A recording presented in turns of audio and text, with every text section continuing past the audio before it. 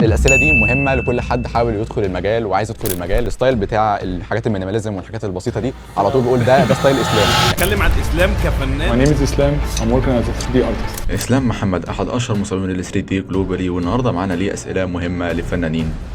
فازاي قدرت تبني الستايل البصري بتاعك ده بكل بساطه؟ في البدايه خالص انا كنت اجرب حاجات كتير مع بعض في نفس الوقت. في فتره اللي هو لما جيت كنت بعمل المدينه اللي فيها حروف كتير دي، بدات الناس تتخيل المنظر ممكن يبقى عامل ازاي، ان هو كل حرف يبقى على شكل المبنى بتاعه، يعني حرف السي كوفي شوب مش عارف ايه. بعد كده لما شفت الناس بدات تحب حاجه معينه، فبدات اطور فيها اكتر بشكل اكتر، بحيث ان هو يبقى ده زي ما تقول الستايل بتاعي او الشكل اللي انا بقدر اعمله او الشكل الحاجه اللي ممكن جت الناس مع تشوفها. الاستمراريه مع الاتجاه، الدايركشن نفسه بيتغير على حسب انت رايح فين. انت ممكن تبقى بتعمل حاجه تبقى الناس شايفاها ان هو دي قديمه شويه، دي مش حلوه قوي او كلام من ده، فبتبتدي في الاول انت زي ما بتيجي تتعلم لازم تتعلم برضو الناس بتبتدي تحب ايه او بتفهم ايه او نفسهم يشوفوا ايه. المقاسات او حتى الخامات اللي استخدمها اللي بيدوا زي انطباع او شكل معين لاي مشاهد بيشوفه وبينبهر بيه، سواء حتى في الانيميشنز اللي عندك او حتى في الصور دايما بيكون شكلهم مبهر. ازاي بتقدر ان انت تلاقي امثله اللي انت بتعمل منها تغذيه بصريه تستوحي الماتيريال او الشكل او كده؟ في اغلب الاوقات في الموضوع الماتيريال بالذات، هو انا بحاول على قد ما اقدر اخلي المشهد نفسه مريح للعين. بحاول على قد ما اقدر كمان ان انا اهتم بحته الجريد سيستم. الجريد سيستم اللي انت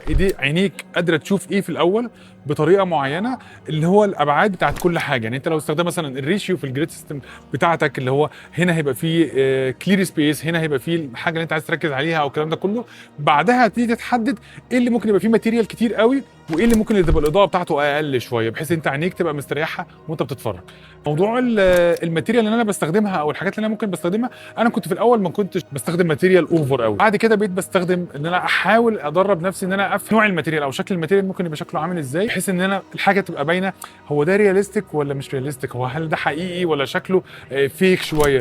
فهو بتبقى في حته في النص انت بتحاول تلعب عليها، ان هو الناس تبقى اول ما تيجي تشوف الحاجه مستريحه، قادر يشوف التفاصيل، بس في نفس الوقت هو مش قادر يحدد ده ايه، مش قادر يحدد ده حقيقي ولا مش حقيقي. يعني حضرتك انت اللي بتعمل الماتيريال الخاصه بيك كلها تمام. كلها في الاول كلها كنت انا اللي بعملها بايدي. انا كنت في كل بروجكت بنزله، انا كنت في كل اسبوع بنزل تصميم واحد، كنت كل اسبوع لازم انزل تصميم واحد. انا كان بالنسبه لي كل اسبوع لازم اعمل حاجه جديده، اتعلم حاجه جديده، مش اللي هو انزل عشان انزل. لا، انا كنت مثلا الاسبوع ده انا اللي عايز اتعلم حاجه في الانيميشن جديده، فافضل طول الاسبوع بجرب في الانيميشن لحد ما اوصل لحاجه معينه عشان انزلها في الاسبوع ده. والاسبوع اللي بعده عايز اتعلم ليكويد، الاسبوع اللي بعده عايز اتعلم ماتيريال.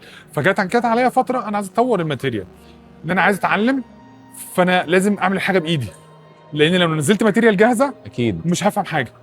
فلازم ايه ده، انا اكتشفت ايه ده لما جيت عملت بالظبط.